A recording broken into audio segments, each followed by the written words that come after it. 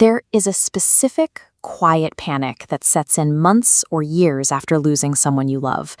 It happens the moment you realize that your exact crystalline memories of them, the precise sound of their laugh or the shape of their face, are beginning to dissolve. The Nobel Prize-winning poet Rabindranath Tagore confronts this exact anxiety in his tribute, which begins with a shocking admission: "I cannot remember my mother." This creates a difficult tension. We have to wonder why a master of imagery and emotion would construct an entire memorial poem around his own inability to remember the person he is mourning. Tagore is losing his explicit memory. That is the brain's mechanism for recalling specific facts, distinct faces, and isolated chronological events. He is telling us up front that those literal details are gone. Tagore maps a continuously expanding presence using geographic scale, as shown by these concentric rings moving outward from a single point. The poem shifts the focus of memory from a fragile thing we actively recall to an environment we inhabit.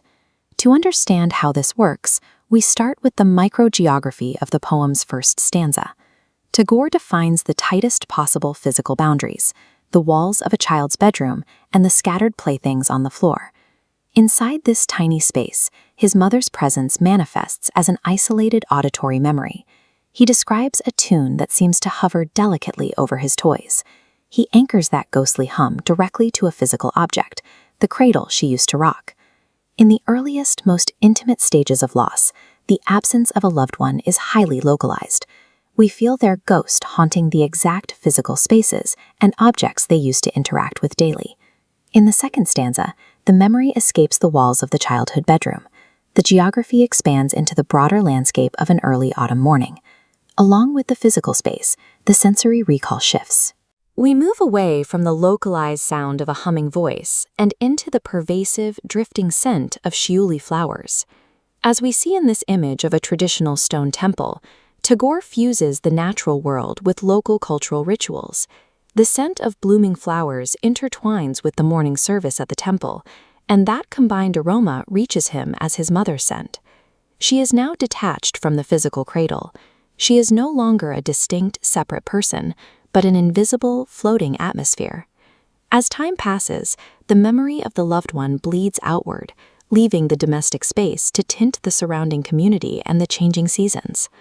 By the third and final stanza, Tagore pushes the physical boundary of the poem to its absolute limit.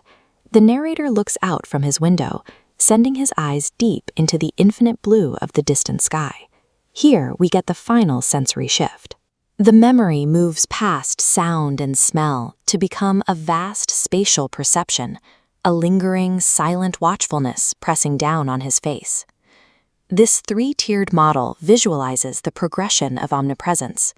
We escalate from the small bedroom box, out to the wider temple community, and up into the infinite sky dome. The physical limits of the mother and the universe become indistinguishable, her stillness spreading across the entire atmosphere. Grief concludes with the realization that the person you lost hasn't disappeared. They have expanded to fill the entire observable world. We return to the initial paradox. Why does he claim he cannot remember his mother? It is logically impossible to look at someone or remember them as a separate entity when they have become the very fabric of the environment you are standing inside of.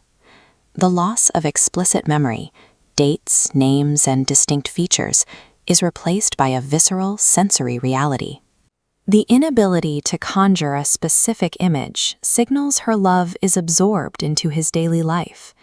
As this prism demonstrates by bending and coloring the light of the landscape behind it, profound grief eventually transforms a person from a subject you look at into a lens you look through. True remembrance is accepting an inescapable, comforting omnipresence that surrounds you completely.